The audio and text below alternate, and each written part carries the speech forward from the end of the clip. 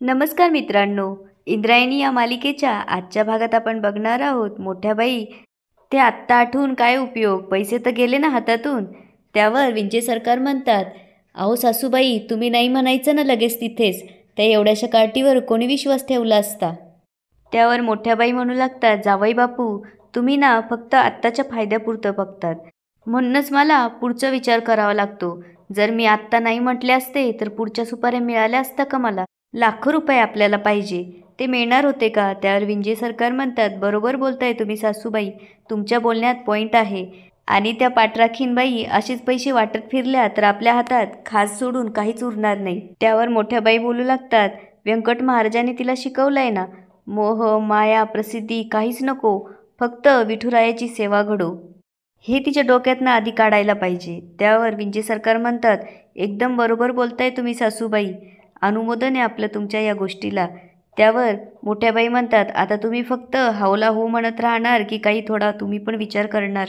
त्यावर विंजे सरकार बोलतात, करणार ना, आम्ही पण विचार करू. आणि विंजे सरकार त्यांचं डोकं चालवणार, तुम्ही फक्त योग्य दिशा द्या, आम्ही कसं गेम करतो बघाच तुम्ही. त्यावर मोठ्या बाई बोलू लागतात, जावई बापू, आता इथून पुढे आपलं आर्थिक नुकसान होणार नाही याची आधीच तजवीज करून ठेवावे लागेल. त्यावर विंजे सरकार म्हणतात, ते एवढं सोपं नाही सासूबाई, तिला 5 मेंदू आणि 10 डोके, सगळीकडे लक्ष असतं तिचं, आणि त्यात व्यंकू महाराजांनी केलेले तिच्यावर संस्कार तिच्याबरोबर आहेत. त्यावर मोठ्या बाई बोलू लागतात, आता ते संस्कार नदीत नाही बुडावले ना तर नाव सांगणार नाही आनंदीबाई अंताजी दिग्रजकर. पुढे त्या म्हणू लागतात, आता त्या इंदीला मानावंच लागेल, व्यंकट महाराज नाही तर मी इथली मेन आहे. इकडे व्यंकू महाराज जेव्हा घरी येतात तेव्हा शकुंतलाला सांगू लागतात, वा शकुंतला, अगं निगुसकर महाराजांचं काय काम आहे, खरंच मांडलं पाहिजे त्यांना. तुला सांगतो, समाजसेवेचा असा विचार सर्व दूर माणसांपर्यंत पोहोचवला पाहिजे असं वाटून गेलं बघ मला. इकडे यायचं म्हटलं तर पाय निघत नव्हता बघ माझा. त्यावर शकुंतला म्हणू लागते, अहो मग थांबायचं की 2-3 दिवस, काम पूर्ण झाल्यावर आले असते की. त्यावर व्यंकू महाराज म्हणतात, अगं ते 2-3 दिवसात पूर्ण होणारं काम नाही आहे शकुंतला, त्याला खूप महिने लागतील. काय कार्यकर्ते निवडले निगोस्कर महाराजांनी, त्यांना आणि त्यांच्या कार्यकर्त्यांच्या कामाला त्रिवार नमन. ते पुढे म्हणू लागतात, आता मी पुढच्या वेळेस जेव्हा जाईन ना त्यावेळेस जास्त दिवस राहण्याचं ठरवलंय बघ. त्यावर शकुंतला म्हणते, अहो मला पण येऊ द्या ना या कार्यामध्ये सहभागी होण्यासाठी, नाही म्हणजे माझा तेवढाच खारीचा वाटा. त्यावर व्यंकू महाराज हसतात आणि म्हणतात, जाऊ की. आणि पुढे ते विचारू लागतात, अगं पोरं कुठं आहे? त्यावर शकुंतला म्हणते, अहो शाळेत गेली, येतील आत्ताच, तुम्हाला तर माहिती ना त्यांचं, रमत गमत गप्पा मारत येत असतात. पुढे शकुंतला म्हणू लागते, अहो तुम्हाला मला एक सांगायचं होतं. त्यावर व्यंकू महाराज म्हणतात, काय झालं? त्यावर शकुंतला म्हणते, अहो इंदूचं कीर्तन झालं. त्यावर व्यंकू महाराज म्हणतात, काय आणि कुठे? ते तिकडे सदनरावांकडे. त्यावर व्यंकू महाराज म्हणतात, काय बोलते शकुंतला, अगं मी तर त्यांना कीर्तन होणार नाही असं कळवलं होतं ना. त्यावर शकुंतला बोलू लागते, अहो कळवलं होतं, पण मोठ्या बाई घेऊन गेला तिला कीर्तनाला. इकडे इंद्रायणी रागात चाललेली असते. त्यावर गोपाळ आवाज देऊ लागतो आणि तिला म्हणतो, ए इंदे, आपलं घर इकडे, तू कुठे चाललीस? त्यावर इंद्रायणी म्हणते, मी कुठेही जाईल, तुला काय रे? त्यावर गोपाळ इंद्रायणीचा हात पकडून म्हणू लागतो, का गं इंदे, मी तुझ्याशी नीट बोलतोय ना, तू अशी तिरसटासारखी का उत्तर देतेस? त्यावर इंद्रायणी त्याला म्हणू लागते, तूच तिरसट आहेस. त्यावर गोपाळ म्हणतो, मी तुझ्याशी बोलतोय आणि तू चाललीस तुरतुरू.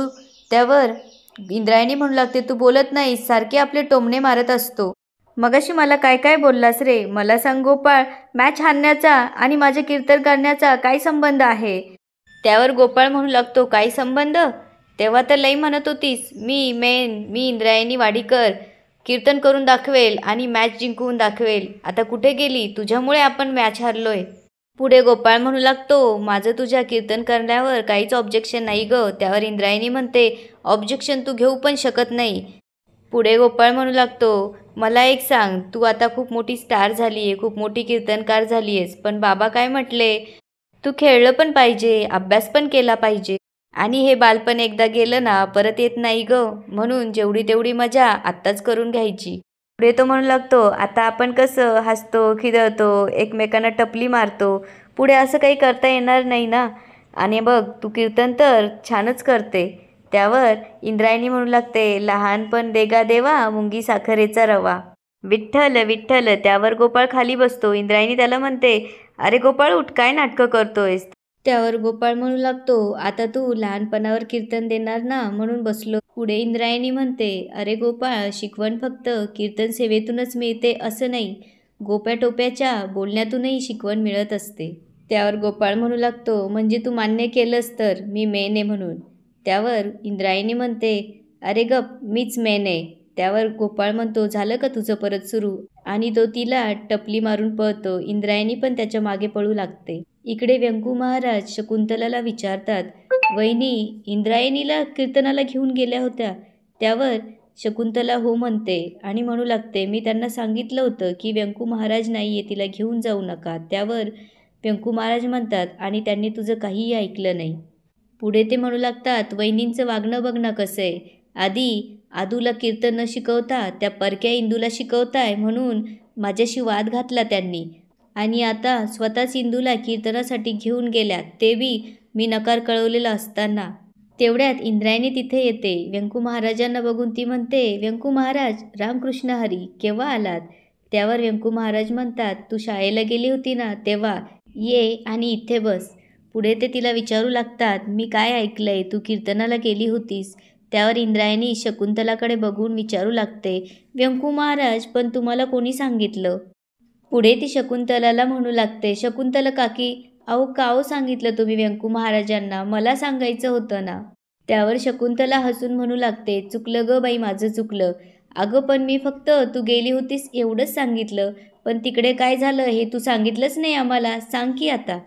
त्यावर इंद्रायणी म्हणते, हो सांगते. ऐका व्यंकू महाराज, मी आदू आणि मोठ्या बाई गेलो होतो कीर्तनाला. तिथे केवढी गर्दी जमली होती, आणि त्यानंतर आम्ही सदानंद काकाच्या इथे गेलो. पुढे ती म्हणते, तिकडून आम्ही मंदिरात गेलो. मला एकटीला कीर्तन करायचं होतं ना, म्हणून मला आधी खूप भीती वाटली, पण मी तुमचं आणि विठुरायाचं नाव घेतलं आणि केलं की कीर्तन सुरू. त्यावर शकुंतला तिला म्हणते, तुझं कीर्तन लई चांगलं झालं ऐकलंय. त्यावर ती म्हणते, चांगलं? अहो लई चांगलं झालं.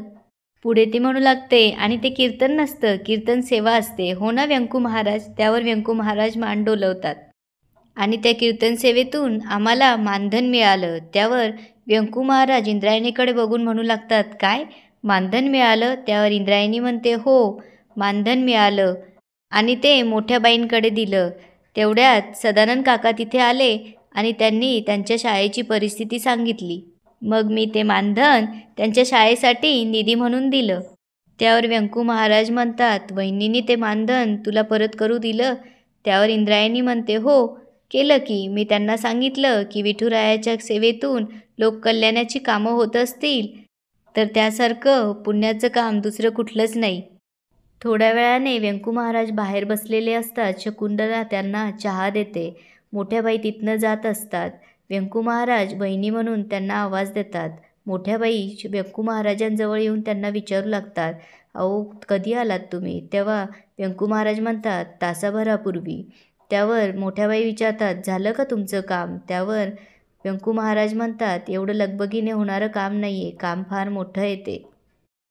पुढे ते व्यंकू महाराजांना म्हणू लागतात, तुम्हाला काही महत्त्वाचं विचारायचं आहे का मला, की मला काही प्रश्न विचारायचे? त्यावर व्यंकू महाराज म्हणतात, नाही तसं नाही, पण मला शकुंतलाकडून कळालं की तुम्हाला विठुरायाचा साक्षात्कार झाला म्हणे. त्यावर मोठ्या बाई हो म्हणतात आणि पुढे म्हणू लागतात, झाला मला साक्षात्कार. एक अशी ज्योत पेटली आणि अंतर्मनात शिरली.